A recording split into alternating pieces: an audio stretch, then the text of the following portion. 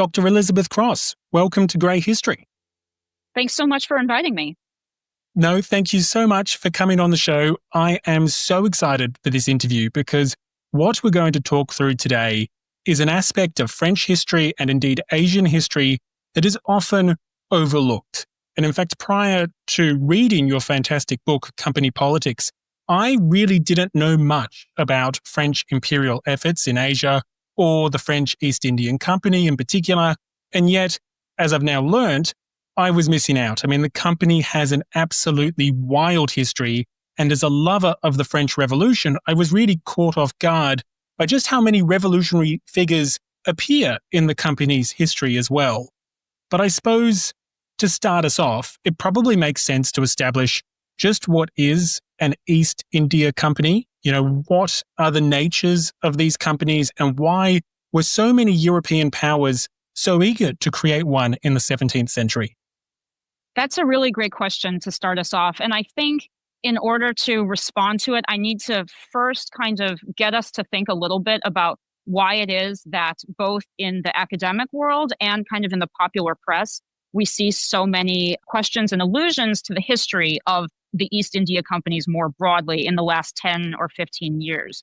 And I think it's because in this particular moment in time, we're looking back to the age of East India Companies because in our own era of corporate power, people are kind of looking back to the antecedents of modern corporations like Amazon and Google. And we're thinking back to the age of the East India Companies because of the immense market power that these modern multinational conglomerates wield. Though it's not usually formal legal monopolies, it's often de facto monopolies. And moreover, these institutions often have very unsettlingly close ties between their own private stakeholders and public officials. And accordingly, we spend a lot of time debating the effects that these large corporations have downstream on smaller competitors and on consumers as well, as we ask ourselves as economists are these firms practicing forms of unfair competition? Similarly, though, economists also ask, do consumers benefit from de facto monopolies? De facto monopolies by these large, diversified corporations that are able to absorb loss and risk effectively and accordingly reduce consumer prices. And that last question, I think, really starts getting us to the early modern mindset in terms of thinking about what an East India Company was. And why these institutions were set up in the way that they were and why European states were so drawn to them. Because an East India Company really at its core was a method of pooling risk, a method of risk mitigation. Because this was an era, the 17th century, the 18th century, was an era when trade was extremely risky. Merchants and merchant firms could always expect a certain number of voyages to be lost in each sailing season. And this was a moment in history when connections between Europe and Asia, for example, were extremely long and arduous connections. Voyages could take 6 months or more. And what this meant was that firms had to have a very, very significant amount of capital outlay in order to invest in those voyages and ultimately await their return, a return that could happen years and years down the road. So this is one reason, for instance, why in the 17th century and in the 18th century, we start seeing the growth of modern credit and insurance markets in the way that we do, because merchants needed loans underwritten in order to conduct voyages for which they would not have a payout for years. And they needed insurance in order to help recoup losses that were basically a given, that were expected to occur in very significant volumes. So this East India Company model, the model of a joint stock company, was appealing both to private investors and to states themselves as a way of establishing trade relationships in distant parts of the world. So by forcing different firms and private actors to work together, to pool resources effectively, to pool their capital, and accordingly to share and distribute risk effectively through emergent practices like limited liability, for example. So limited liability referring to the idea that companies rather than individual investors would bear the debts and the losses that might be incurred through failed voyages. This allowed states to cultivate new markets and establish new trade routes, or at least new trade routes from the European perspective. I think it's really worthwhile to remember here that when we're talking about the emergence of the East India Companies on the scene, in many cases, what the European merchants are doing is simply co-opting and inserting themselves into underlying existing networks established by, Gujarati merchants, for example, in the Indian Ocean world. But this emphasis on trade and profit is really only half of the story here. And this, in many ways, is where I think the contemporary analogies that we get in the popular press with modern companies only really get us so far. Because the reality is that whatever the contractual nature of the ties that modern companies and modern states forge with one another through practices like military contracting, regulatory capture, etc., none of that really captures the full essence of what it meant to be an East India Company in the early modern age. Because on the one hand, the East India Companies were fundamentally creatures of the state. They were made by states, they were authorized by states, and accordingly, states had really significant control over them for the most part. We'll get to some of the institutional divergences later, but whether you're talking about the British East India Company or the French one, both were subject to regular financial shakedowns of one kind or another by their respective crowns, or in the British case, Parliament, whereby the companies were required to turn over assets or loans to the state in exchange for the maintaining of their monopoly privilege, which was given in both cases at the crown's discretion. And what the crown giveth, the crown can taketh away. So this meant that on the one hand, states had really, really significant power over these corporations in a way that is simply not analogous to the kind of relationship we see between modern multinationals and modern states. But there's another distinction here, which is that on the other hand, East India Companies themselves were not only market actors in the way that we think of modern companies as being market actors, though of course we can dispute that. The charters that were given to the East India Companies, be it the British one or the French one, gave them powers that we identify today as being powers almost exclusively reserved to states. Because we're talking about companies that could make diplomacy and war, again, in regions of the globe where their European home states did not have normalized diplomatic relations. The East India Companies could conduct of their own volition trade treaties, could make war, and then subsequently conclude peace treaties as well. They raised armies and navies of their own to fight the wars that they got involved in. They could issue currency on their own in the settlements that they established in Asia. So in a word, they had legal jurisdiction or sovereignty in these settlements that were termed factories at the time, not only because things were being produced there, but because that was just the terminology that was being used. They operated their own court systems to administer justice and to adjudicate civil and criminal disputes between European merchants and between South Asian subjects of those European powers within those factories. So modern firms certainly have a lot of power, but they don't, as of yet, have their own judicial systems or private armies on the same scale. So I really like this one phrase that the political scientists Andrew Phillips and J.C. Sharman have in this book called Outsourcing Empire, where they explore this issue. And they're basically saying that East India Companies, we need to remind ourselves, these institutions had some of the most cutting-edge military and naval technology of the time in the 17th and 18th centuries. By contrast, there are today no, quote, modern private aircraft carriers or attack submarines. We don't see modern firms having the most cutting-edge military technology in the ways that states obviously do. So this gives you a sense of the contrast between the early modern and the modern period. So this illusion of an easy parallel between modern multinational conglomerates and the East India Companies of the past is somewhat illusory because, to a certain degree, yes, East India Companies helped to establish modern practices of risk and resource pooling that still undergird modern business practices, but it behooves us to remember that East India Companies were also something else as well, something else that was simultaneously more restricted by their home states due to the chartered monopoly relationships that they had with their home states, that the states could in turn exert power and demands on these companies in both political and financial matters. But at the same time, that East India Companies were also significantly more powerful than modern firms in terms of the kinds of prerogatives that their charters granted them for conducting business overseas in terms of military, judicial, and diplomatic rights in a really expansive way. Yeah, I believe there's that expression that in some ways they resemble republics within monarchies. They have these tremendous amount of power, but then as you say, it is a weird relationship that they have with either Parliament or the French crown because everything is underpinned by this monopoly, by this charter. And without that, or if they can't make that work profitably, then things don't Well, they don't go quite to plan. And that probably brings us as a good segue to the French East India Company, because it is not a company that meets stunning success. In fact, essentially two versions or two variations of the company virtually go bankrupt within its first century or so. And so, given all these powers that you just named, what exactly are the causes of these failures for the French East India Company? And what do they say about the broader challenges that these enterprises are facing in Asia? Yeah, so to orient ourselves chronologically a bit, my research has focused primarily on what is usually identified as the third iteration of the French East India Company, though some scholars say there were actually more than three because there were also a few small state-run private ventures in the early 17th century under Henry IV that are often sometimes also identified as East India companies.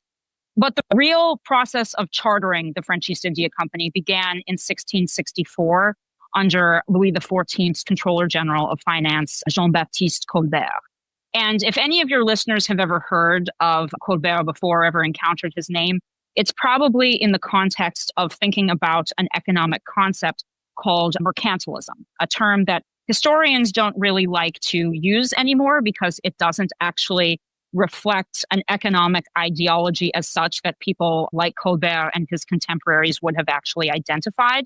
But it's commonly defined as a philosophy of economic policy where the economy itself is actively managed and controlled by a central state with the purpose of retaining as much wealth, literally as much gold bullion and silver specie, within the state's boundaries as possible. And I want to be clear here that this is a very, very reductive caricature of Colbert's economic policy. I want to be clear about that he actually had a very nuanced view about even freedom in trade that would be unrecognizable under the terms of this definition.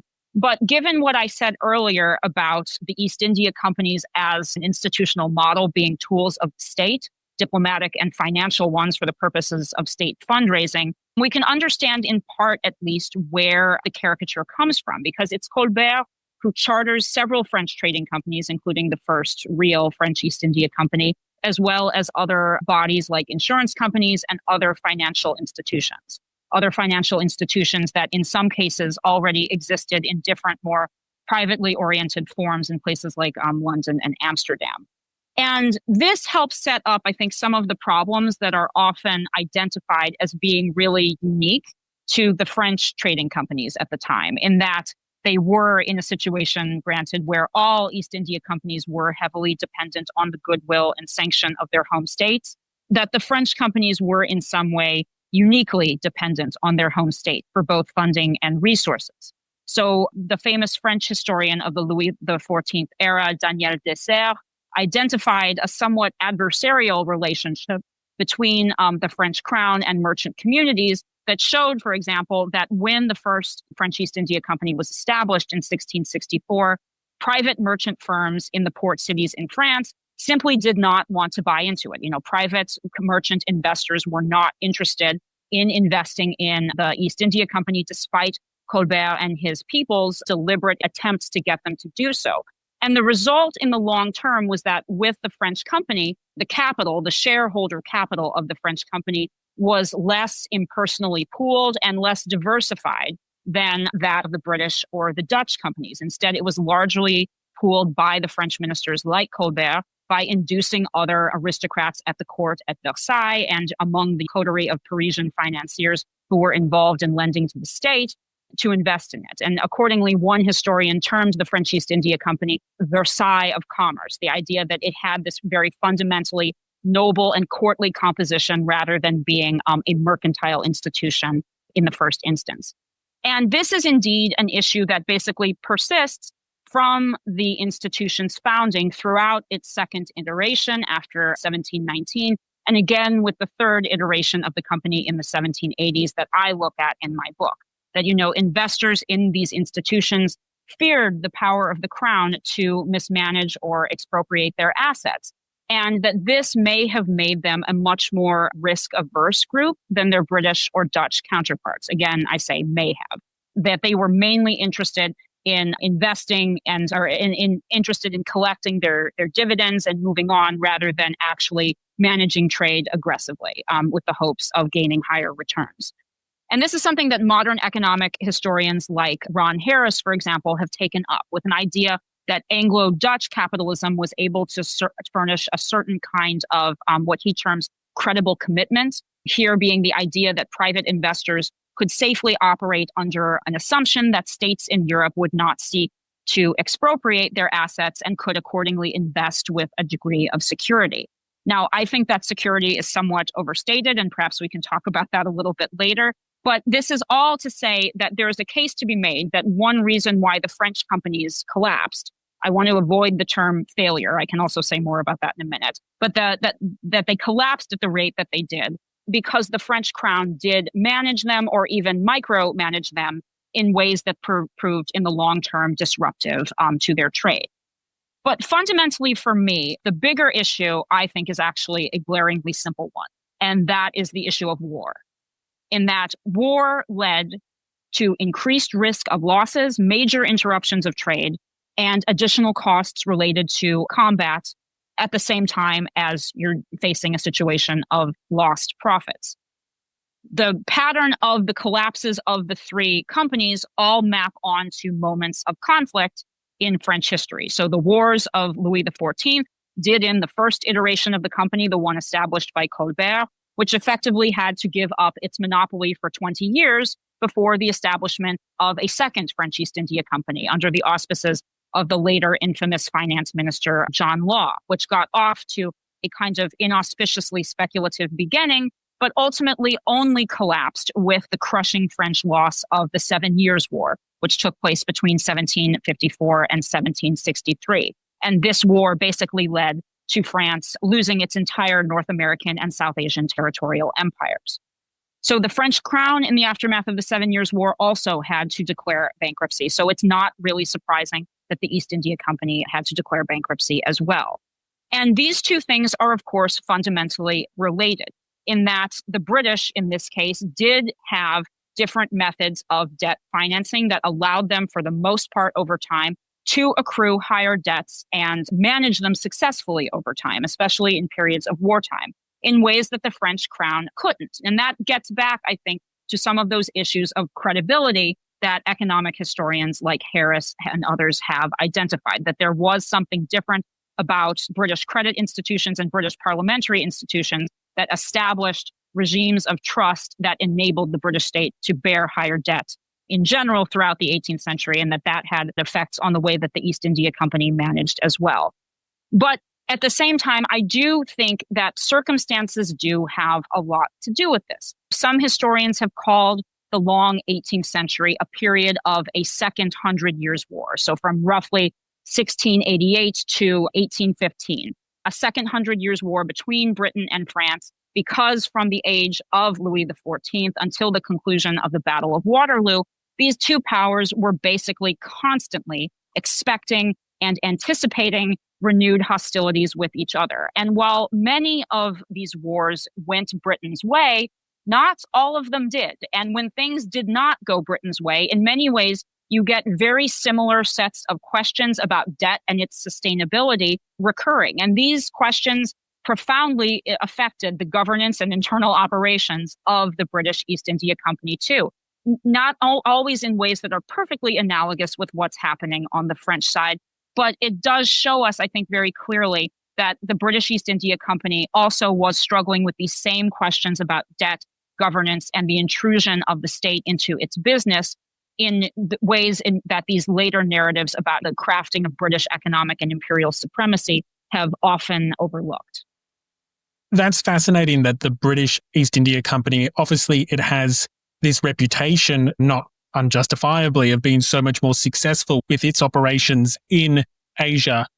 I wonder, what are some of the differences and similarities? Are we able to explore that a little bit more in terms of these two enterprises? Because obviously the French and British East India Companies, they have discussions, they have relations, they're talking at various points, they're trying to determine their own treaties and relationships. As you said before, they have so much independence to operate in their own ways outside of what Paris or London may want, although they can't ignore those desires completely.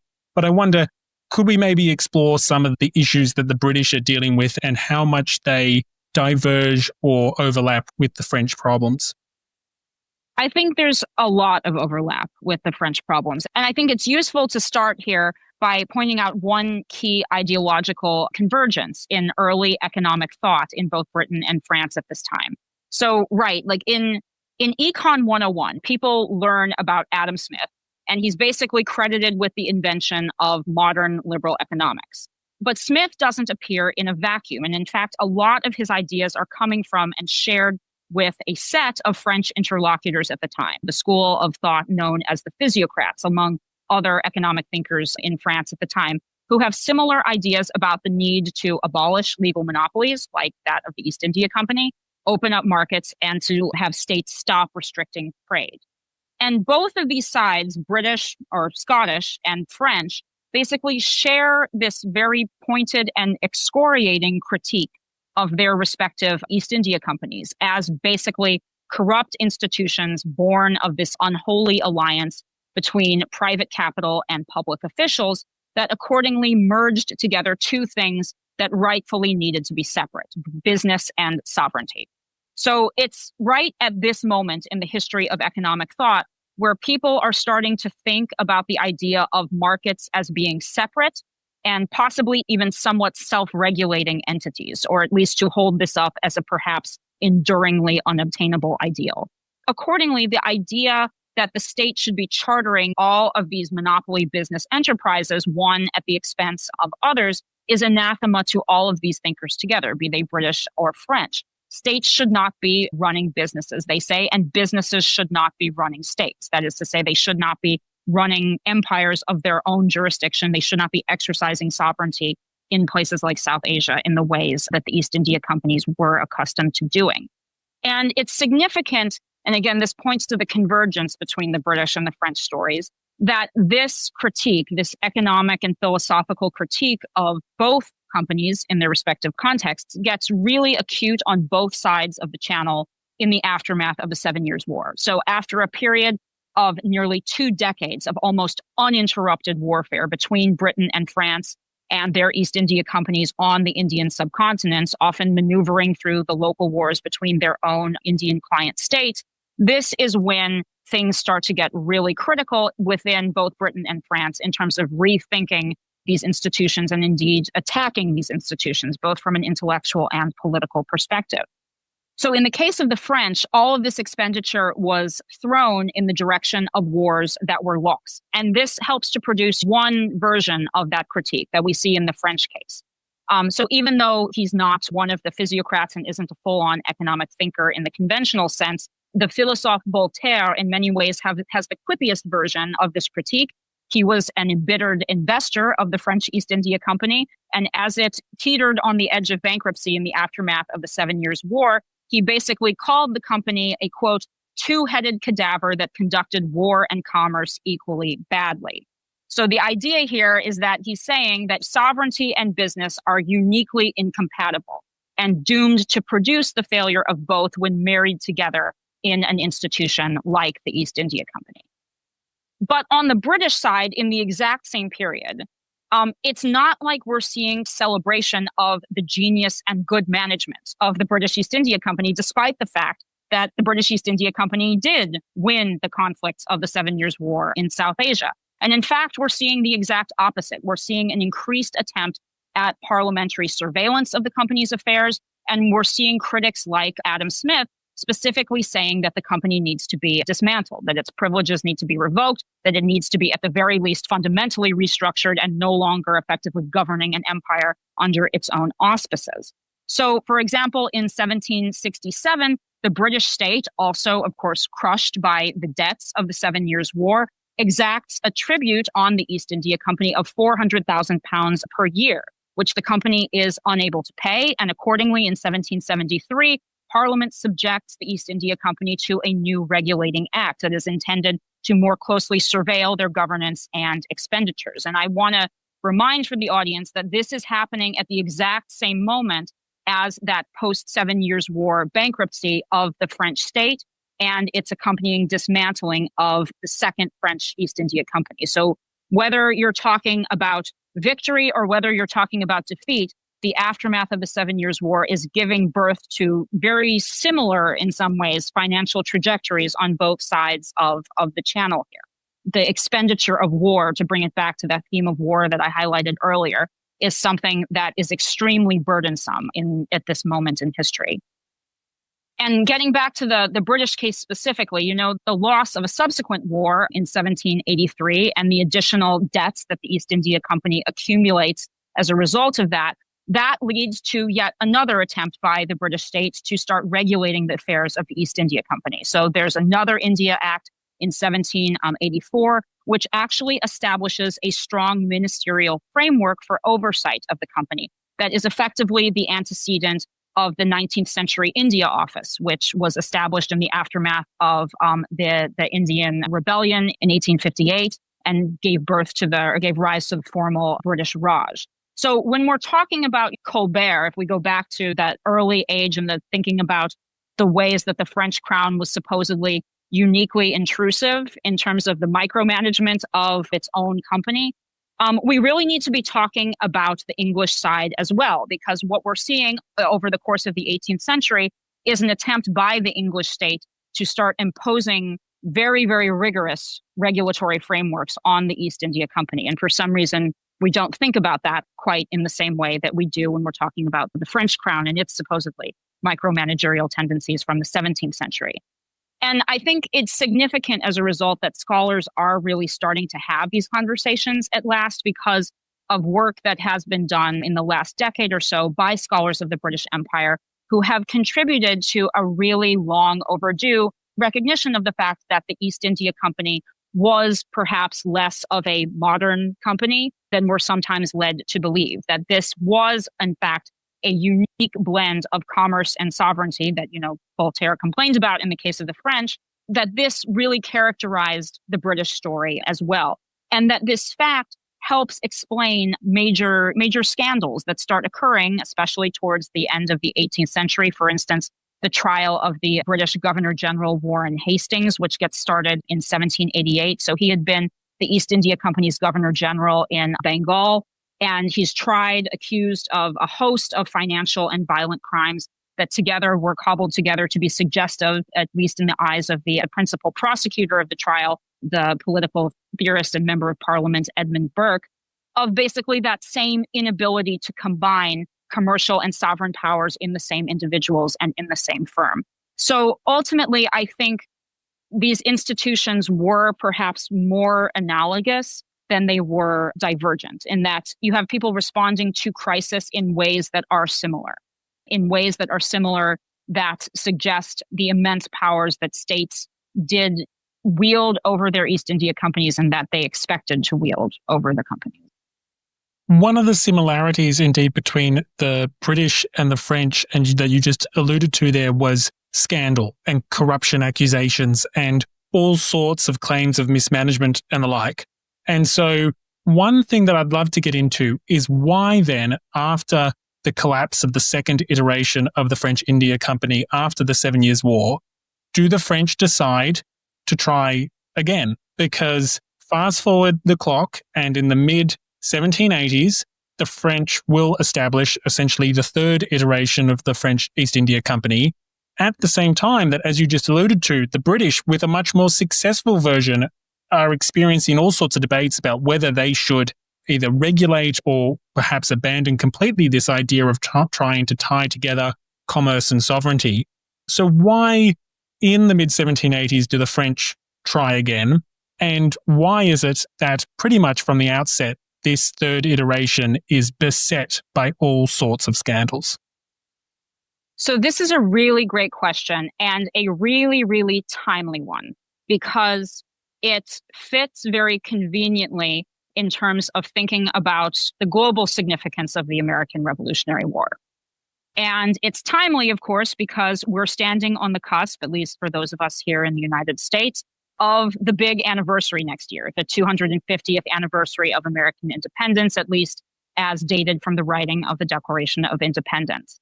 And it's, as a result, a really important moment for American audiences to remind themselves, I think, that American independence, at least in the form that it ultimately came about, would not have happened, would not have happened without the financial and military support that the young United States received from its allies, chiefly France and Spain. And focusing on that is a really good way of reminding ourselves, again, speaking as somebody born in the United States and who teaches at an American institution, that the American Revolution was at the time understood as being important for very, very, very different reasons than the ones that we think of as mattering now. So earlier on, I talked about that idea of a second 100 Years' War, the idea that the long 18th century saw these regular intervals of conflict between France and Britain as rival imperial powers, globally speaking. And the conclusion of the American Revolutionary War is a really, really significant moment for France as a result, really, because unlike the War of the Spanish Succession, for example, under Louis XIV, which was really a stalemate, or the disastrous 7 Years' War, which was a brutal defeat for France virtually everywhere, in the American Revolutionary War, France won. It cost them a great deal, and the costs of that would indeed become very much apparent in subsequent years, but they had won. This was a French victory, globally speaking. It wasn't just about what happened in North America specifically as regards American independence. And it's worth reminding ourselves here, again, that the American Revolution was a global war, that the French and British navies saw combat throughout the Atlantic world, in the Caribbean, and throughout the Indian Ocean world. So people forget often about the fact that France actually engaged in a ground invasion of India in 1783. That basically this was a ground invasion that combined French naval forces with the forces of the Sultanate of Mysore. The Sultanate of Mysore was a small Muslim kingdom in South Asia that was ruled at the time by Hyder Ali and subsequently his son Tipu Sultan. This was a source of great resistance to British power throughout the entire revolutionary age. And indeed, there was every reason to expect that this combined coalition force was in a position to be able to deal a rather significant blow to British power in South Asia at this moment. Alas, for the fact that in 1783, subsequently news of the peace in Europe arrived in South Asia, and the French forces were ultimately called back. They were ultimately forced to retreat due to the settlement of affairs in Europe. So this is to say that we, from our historical perspective, we know that the 1780s were the decade that was the lead up to the French Revolution and the collapse of the French Bourbon monarchy. We know that the cost of the American Revolutionary War far exceeded, in terms of France's monetary outlay, all of the various commercial advantages that the French at the time expected to derive from that. But that was not apparent to actors at the time, because 1783 was regarded as a moment of incredible triumph for France and a total humiliation for Britain. Hence the fact that in the aftermath of 1783, you start seeing all of these questions within Britain itself about the sustainability of its debt. You get a series of constitutional crises and a revolving door of prime ministers for a while. And you get a series of attempts to start regulating the East India Company in such a way that ultimately leads to the implementation of the Big India Act in 1784. So thinking about the 1780s from the perspective of contemporaries, I think gets at this question of why they decided to try again. Because the French council basically felt like in order to capitalize best on this moment of victory, this moment of optimism, they needed to find a way to significantly signal to the British that they were serious about pursuing these trade concessions in India that they had won by virtue of the fact that they had threatened invasion there and were in a position to have potentially been able to push the British back substantially had they not, again, been stopped by the news of the peace treaty. So creating a company is a kind of logical outgrowth of that in that respect, that there's this desire to be able to recalibrate and claim French commercial power in a way that is identified exclusively with the establishment of a company of this genre.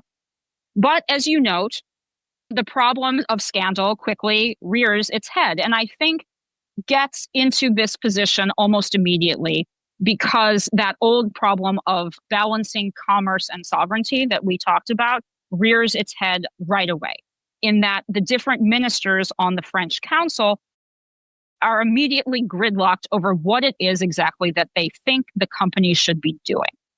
And this has to do with the fact that the different ministers on the council have very different understandings of what the victory means, like what it meant for France to have won the American Revolution and what France should do going forward as a result of it.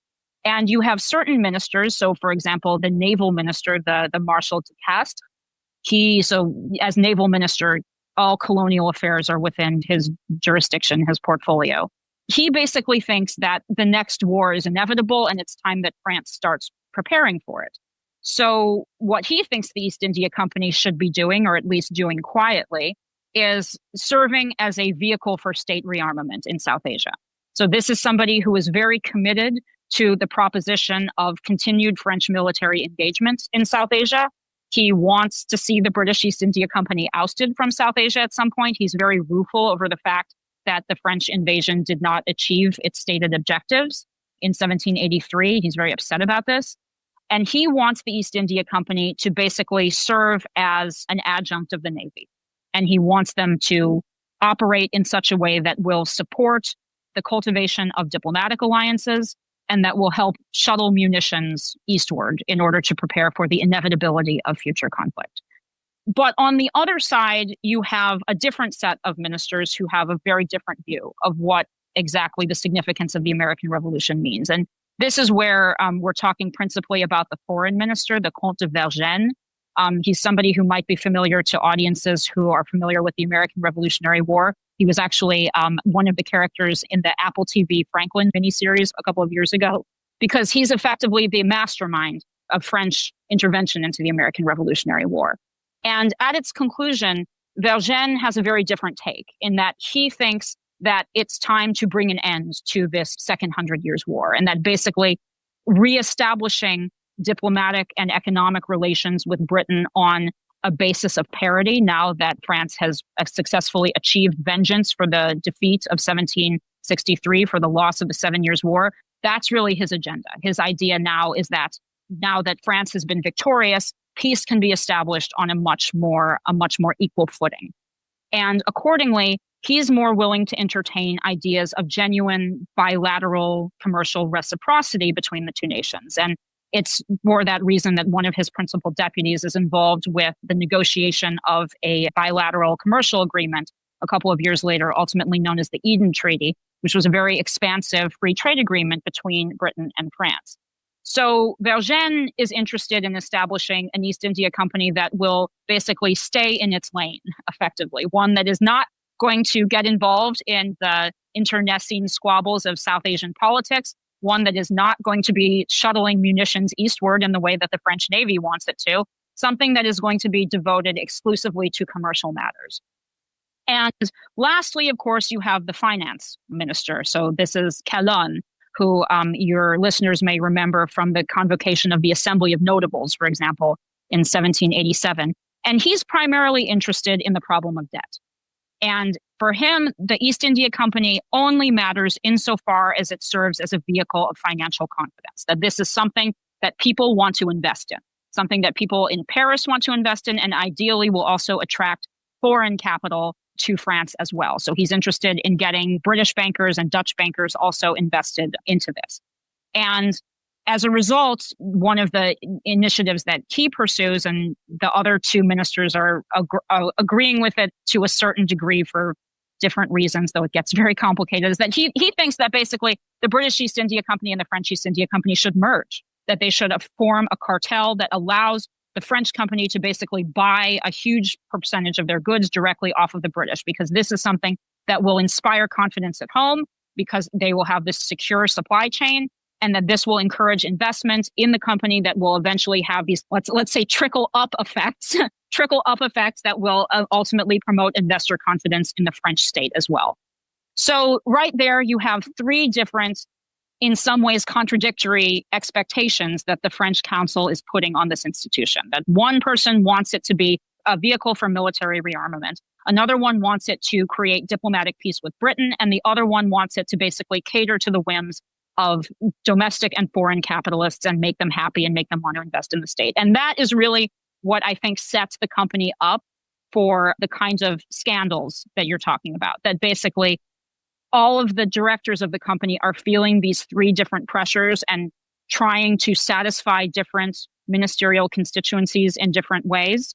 And ultimately, what ends up really dominating is that third issue, this idea of trying to make the company as lucrative as possible for these elite financiers in Paris, London, and Amsterdam.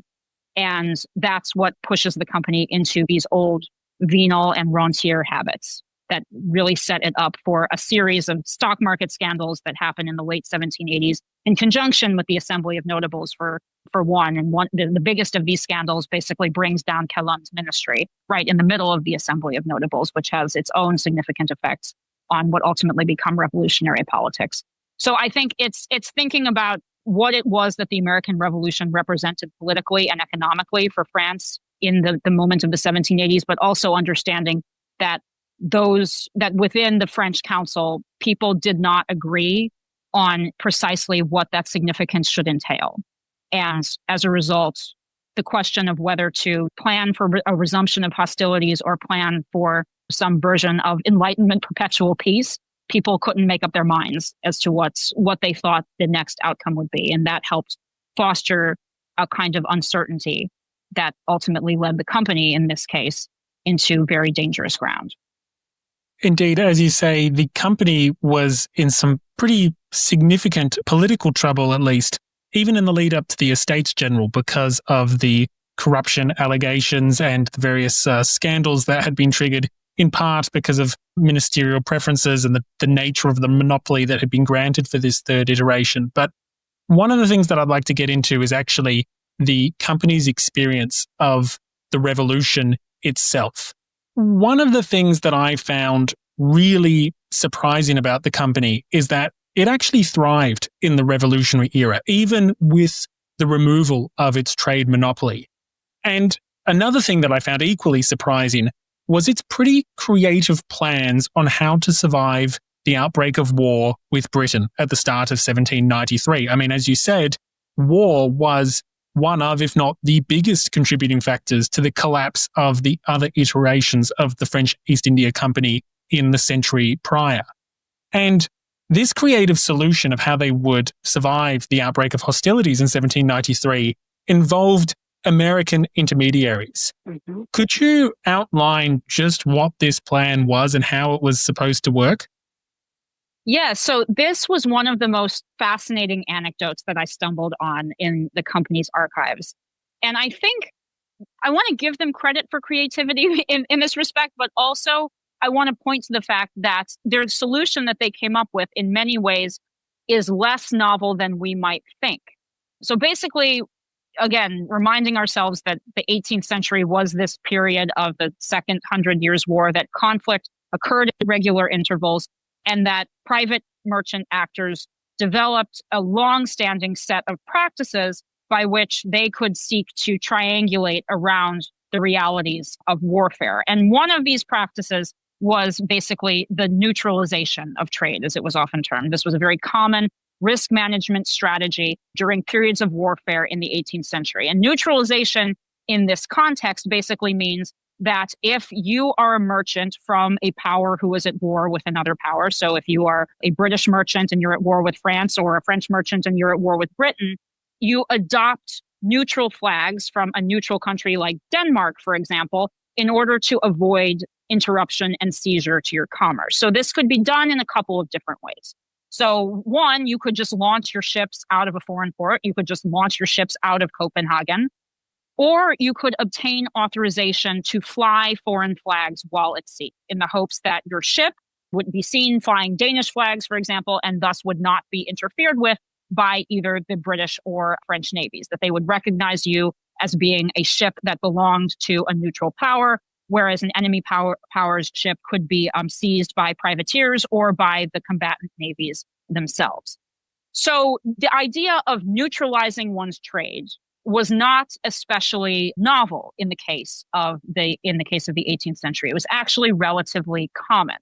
But what was happening in the French Revolutionary period was a couple of things. So first of all, that problematic nexus of commerce and sovereignty that we talked about as being the perpetual quandary of East India companies, as you mentioned in your question just now, that quandary gets partially resolved by the French Revolution in that the French East India Company has its state-chartered monopoly revoked by the Revolutionary National Assembly in 1790. And at first, they think that this is really, really bad news because they no longer have the trade prerogatives that they had before. They no longer are the sole merchant that is legally trading to Asia from France. But then over time, they start to realize that actually a lot of the concessions that they received from that charter were not such great concessions at all, because now they are no longer, at least in theory, subject to all of these regular state shakedowns that both the British and French East India companies were subject to throughout the 1780s, where they had to loan money to their states under forced circumstances.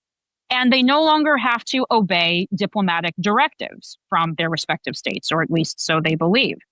And this means that they can behave like a private firm. So when the naval war gets started in 1793, they can engage in this practice of neutralization that East India companies previously really were not authorized to do.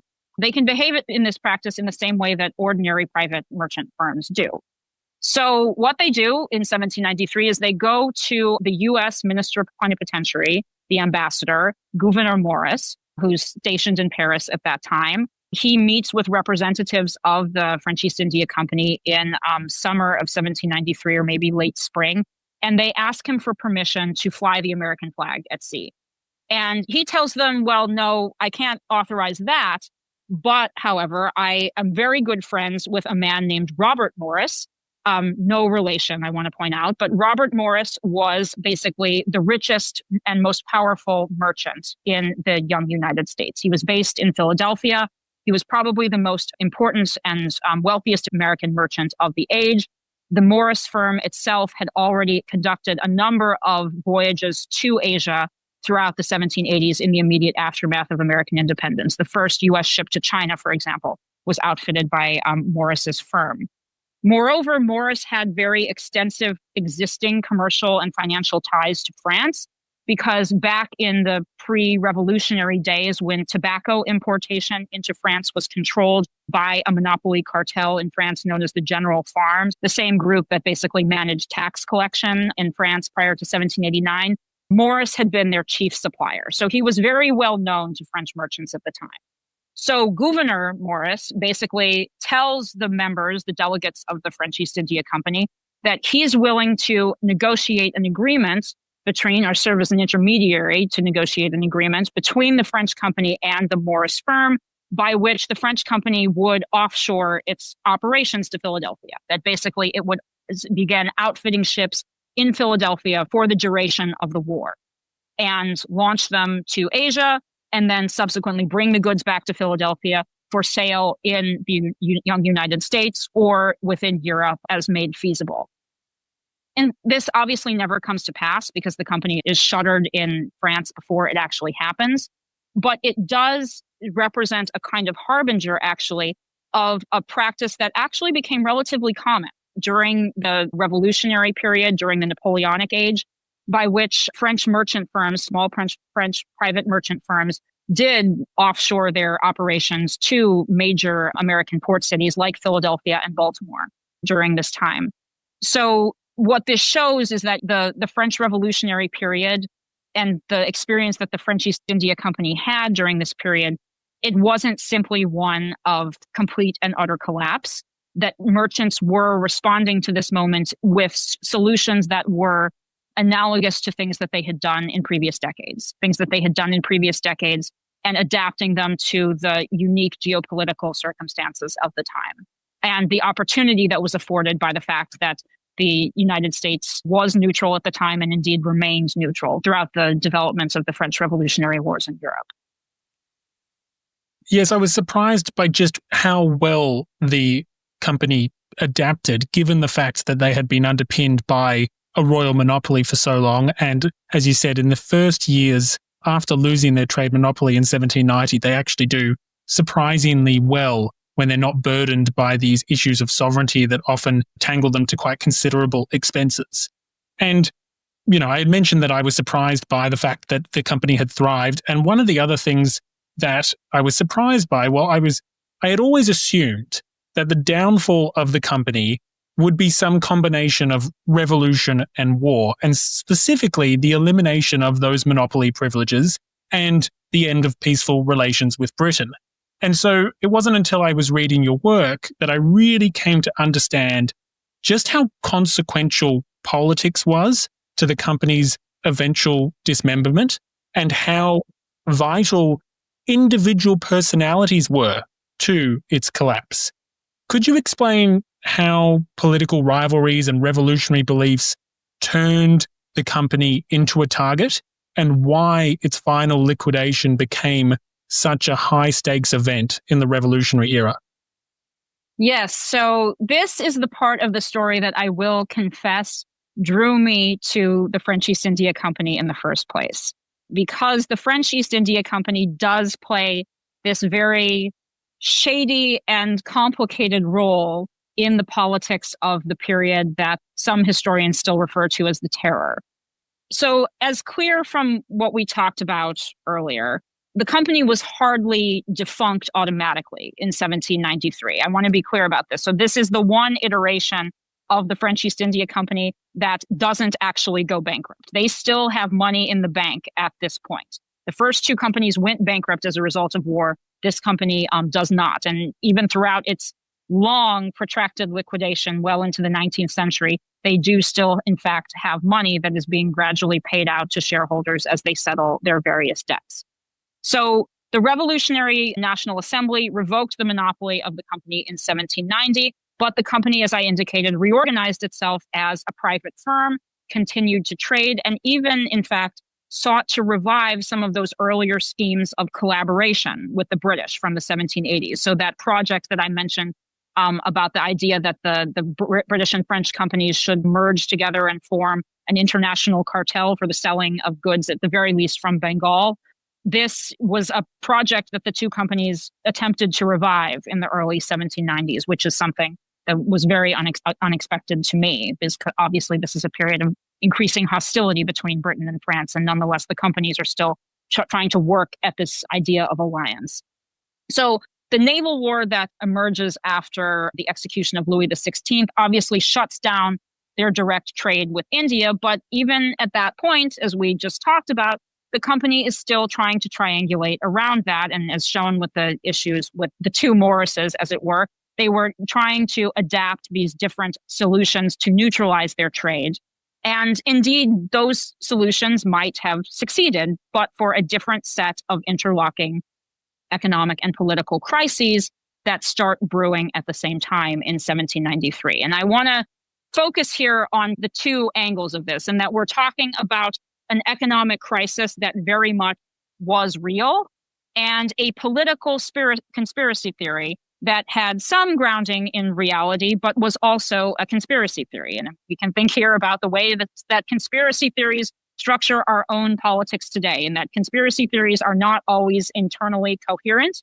But I will try to explain to the best of my ability the set of conspiracy theories that existed that kind of drew in the French East India Company and helped seal its downfall. So first, the economic crisis. So the economic crisis that France faces in 1793 has to do with the instability of its currency, effectively. So there is a new French currency that emerges on the scene in 1790, a currency called the assignat.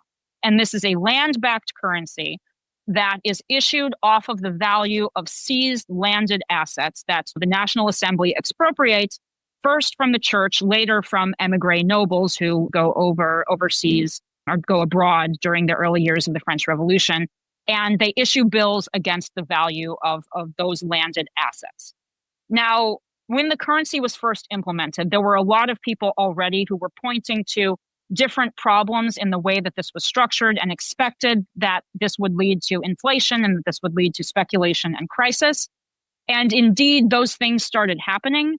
relatively quickly, that there was speculation in the currency, but perhaps most significantly, again, remembering that France is extremely in debt, that it is a debt crisis that helps precipitate the French Revolution of 1789 more than anything else in the first place, that the revolutionary governments in succession constantly overprint this currency in order to pay down their own debts, and that in turn helps forge the preconditions of hyperinflation that gets started in 1793 and ultimately crests a couple of years later. So there are some underlying economic circumstances in the management of this currency, how it is issued, how it is circulating, that are causing all of these concerns that start to manifest themselves in 1793 as a set of anxieties about people holding other forms of financial instruments and other forms of investments besides this currency. So people are worried about, certainly if you're invested in anything foreign, if you're invested in any foreign stock, but also if you're invested in any domestic stock that isn't keeping your money in assignats, that this is now starting to become a cause of political concern, that choosing to invest your money in, a private company rather than to buy assets like the biens nationaux, which is basically the resold lands, goods, seized land from the church and the emigres, or putting your money in assignats, that this is a choice that you're making to be unpatriotic deliberately by investing in these private bodies. But alongside that, there's also this growing sense of a conspiracy at work. And this is something that ultimately becomes known as the foreign plot. So something that I suspect your listeners are starting to get into a little bit in where you are in the podcast. And it's very hard to explain what the foreign plot was, because in many ways, the key thing about the foreign plot is that it could be whatever anybody wanted it to be. The idea here was that basically there were vast sets of international forces that were conspiring against the French Revolution. And certainly this was true to a significant degree. For instance, in the matter of currency manipulation, it was a stated objective and practice by the British government to participate in the deliberate hyperinflation of the assignats by printing additional assignats and importing them into France. There was a factory in Sloane Square in London that basically printed counterfeit French currency, shipped it into France in order to cause economic instability within France. So certainly there were aspects of the foreign plot that were true, but it's not clear to the extent to which this actually operated in cognizant conjunction with one another, that basically you had the British cabinet on one side, emigre princes and their German collaborators on the other side in Central Europe, being aided and abetted at home in France by different foreigners and financial intermediaries and political elites as well, who had been bribed by these different powers in order to sabotage the revolution from within. And being accused of being an adherent of the foreign plot could mean a multitude of things. This could basically any set of political or economic practices that at a given moment were deemed potentially problematic to the conduct of the revolution at home could be identified as being the work of conspirators. And this is where the French East India Company starts getting back into the story in the summer of 1793. So in the summer of 1793, you have a really unprecedented conjuncture of the foreign war going badly on almost all fronts, internal civil war starting to stir up, and of course also the ongoing reality of this currency collapse and currency manipulation that to a certain extent, as I indicated, is in fact grounded in reality. So it's at this moment that a very vocal small group of Jacobin legislators, most of them are people that your audience would not have heard of before, but their names are Delaunay, Chabot, Bazière, and then lastly, a man named Fabre d'Églantine, who I'll return to in a minute. They kind of coalesce together, though they're not always working together entirely, around the idea that all of the private companies in France need to be suppressed, because having the option of investing in these private companies and their financial instruments is dangerous to the revolution. That these companies themselves have, in the case of the French East India Company, not incorrectly, these international connections, sometimes with the British, that may be conduits of financial corruption or conspiracy, and that basically all of the companies needed to be suppressed. So the idea that they needed to be suppressed themselves was the specific intervention of this man, Fabre d'Églantine, who is the one who ends up becoming the significant linchpin of the conspiracy that ultimately unravels. So Fabre d'Églantine is best known as being the author of the Revolutionary Calendar. He is a poet before the revolution. He continues to be a poet throughout the revolution. He is also significantly a very, very close friend and ally of the deputy Georges-Jacques Danton. And he, Fabre d'Églantine, takes on the role throughout 1793 of in many ways being what one older historian of the French Revolution once termed the inventor of the foreign plot. He is one of the most one of the most aggressive prosecutors of the foreign plot, and that we start seeing in his rhetoric in 1793 a very deliberate attempt to point out these supposed linkages between internal enemies, be they financial or political, the British cabinet in London and the German princes and the emigres in Central Europe. And he starts really pointing to all of these connections, and he then radicalizes the critique against the East India Company as being potentially a vehicle for financial intermediary relations between these different groups. And he starts lobbying for it to be liquidated forcibly by the state, which ultimately happens in August of 1793. But there's one problem with this, which is that the deputies who are spearheading this liquidation at some point, and this is where I'm not entirely sure at which point it happens, but they themselves begin to get influenced by members of the company itself. And there is tangible proof in the archives that they altered the convention's decree about how the liquidation was supposed to proceed in ways that deliberately favored the financial interests of the company and its shareholders, presumably in exchange for copious bribes. Fabre d'Églantine is supposed to have accepted one of these bribes. The other ones presumably also accepted such bribes. Again, this is all very shadowy. There is not concrete proof of any of it. But the evidence that the text of the law indeed was manipulated is there. So something did happen between when the law was passed and when it was enacted that involved tampering. And this was ultimately exposed in the early months, in the late months of 1793 and going into the early months of 1794. And it's in the early months of 1794 when the reality that Fabre d'Églantine had been involved in this starts becoming significant, because it's in that same period that you start seeing a new kind of factional politics emerge in the French Revolution, whereby you have the Committee of Public Safety at the center, with Robespierre as being the principal ideological figure at this time, if not necessarily the leader of the Committee of Public Safety, trying to pursue a strategy of maintaining a political center by attacking forces on both the far left and the far right. And by far right at this time, we're referring to the centrist moderates like the Dantonists. And what ultimately happens is that this foreign plot rhetoric, which emerges by Fabre d'Églantine's own invention in 1793, becomes the bread and butter of what the committee is doing throughout the early months of 1794, that they're using that same language, the same repertoire, pointing to the same individuals, the same internal Parisian firms with their supposed shadowy international connections. They use that same language to attack first the forces on the farther left, so the forces of Jacques-René Hébert, the Hébertists. This is a group of more radical leftist sans-culotte journalists.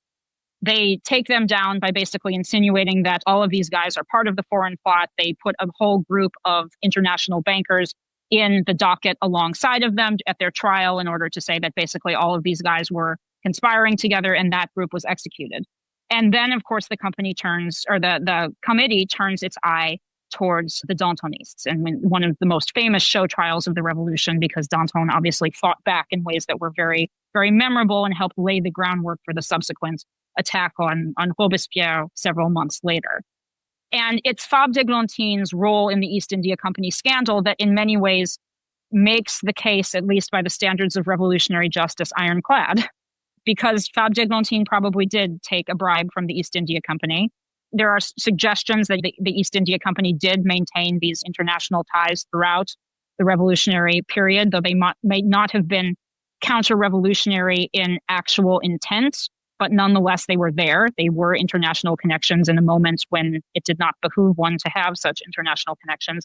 And this made the attack against the Dantonists very easy for the committee to pursue. And it's that moment where, in a fascinating way, the East India Company scandal ceases to be about the company anymore. And that's one of the things that really struck me in exploring that period of the terror, that the people who ultimately are guillotined for involvement in the East India Company are people like Fabre and Danton and Hébert and all of those guys. And only one actual director shareholder of the company is ever actually named in any of these documents. So he's presumably the one who was in contact with the deputy. So he's the one that they know. But I found that absolutely fascinating because there's a bifurcation there between the political significance that the company took on as a symbol of the old regime, a symbol of this kind of international commerce that the Jacobins were very much trying to repudiate, and the actual financial reality of the institution. An institution that, even though it was in liquidation, continued to exist for subsequent decades. And I found that really fascinating. That's in the end, it was the company's symbolic value that's ultimately sealed its fate more than any specific one thing it ever actually did. Yeah, there's a real disconnect there, as you say, between, all the accusations against the company and then the actual process in which it's liquidated and the number of directors that are held accountable.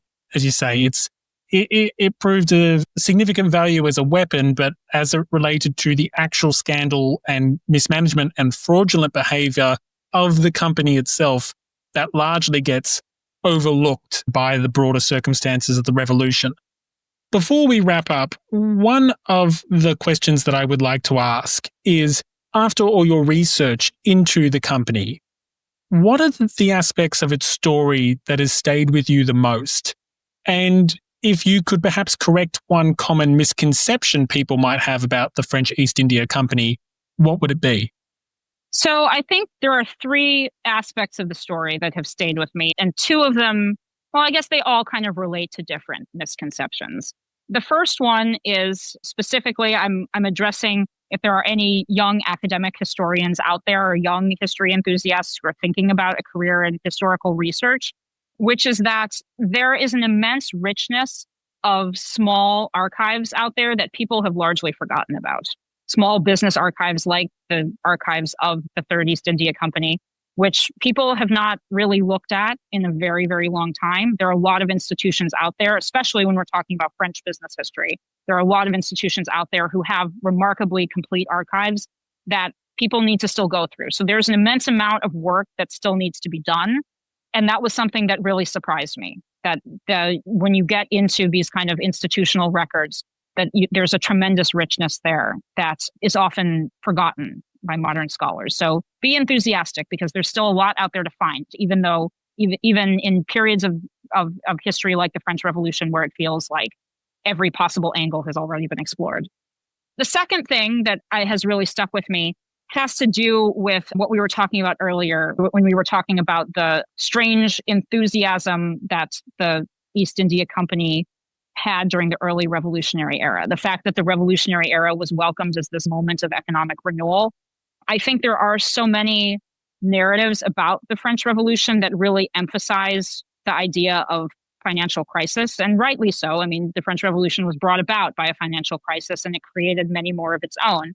But there also was something that was genuinely, I would even say, kind of euphoric in that political sense, euphoric about the way that contemporary actors experienced the vast shakeup of their own political and economic landscape in 1789, 1790, and 1791. That really made even very conservative shareholders of an institution like the French East India Company think about the opportunities that could be created by a total recalibration of state and society in the ways that the French Revolution was promising to do. In that, the loss of their chartered monopoly in 1790 was not, in the final analysis, taken as being the death knell of the company, that they were able to kind of reimagine what a private institution of their means could actually look like and what it could potentially do, that it could continue to trade to India, that it could forge alliances with the British company, make trade agreements with the British company, that it could make trade agreements with American companies as well, as they were imagining in 1793. So I think that that's one misconception that I want to just correct. And I think the East India Company shows that very well, that we have this narrative, and it is a justified narrative of the French Revolution as a moment of crisis, but that belief in the possibility of renewal and the possibility of growth and opportunity really, really was there. And we're seeing it not only among the expected political elites who were participating in the revolution, but also among financial actors as well. And I do believe that this was a genuine belief in renewal and not just an exclusively subversive and counter-revolutionary and corrupt one. I mean, they certainly may have engaged in that eventually, but at the beginning, at least, there is a genuine belief in the opportunities that the revolution might offer to them.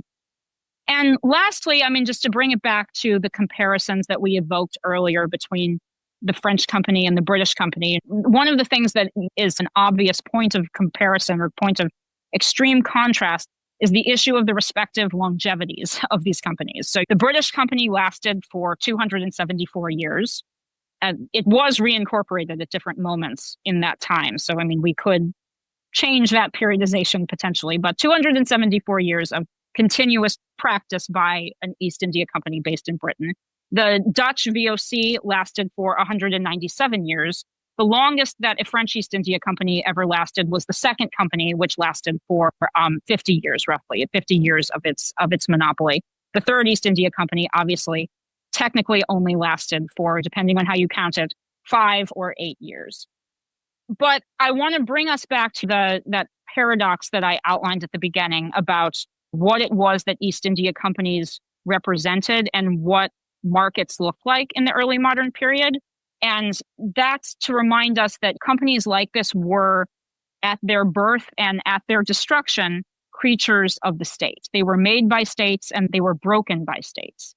And they were often made to be broken, that they were designed for particular moments in time and then destroyed as soon as those moments had passed. And there are other economic historians, like Lewis Wade, for example, who have been exploring this in relation to other French economic institutions, that, you know, if we rethink the purpose of what a company should be, that it's not necessarily exclusively about obtaining profits for a given set of investors, but also about this broader nexus of public and private aims together, that longevity is not always necessarily the best measure of an institution's success. That sometimes these institutions are designed to be disposable. They're designed for temporary purposes, and once those purposes have passed, then they're no longer needed. And I think reminding ourselves of that helps get us out of our own modern obsession with longevity, that we like to talk about institutions that have lasted for a very long time, private institutions that have lasted for a very long time, and we accordingly think of longevity as an indicator of importance. But maybe that's just because of the ways that we think about the market working ourselves, and that it's not actually the way that early modern actors regarded it as being important. Well, there's so much to unpack there. Dr. Elizabeth Cross, thank you again for making the time to come on Grey History and discuss the history of the French East India Company. I absolutely loved your book, Company Politics, Commerce, Scandal, and French Visions of Empire in the Revolutionary Era. As you mentioned before, even topics like the French Revolution, there is so much to be discovered and to unpack, particularly on the periphery of some of, obviously the political aspects and the social aspects get so much of the limelight, but on the economic and the financial side, there is much to be discovered there. Well, Dr. Elizabeth Cross, thank you once again for coming on the show. Thank you so much for having me.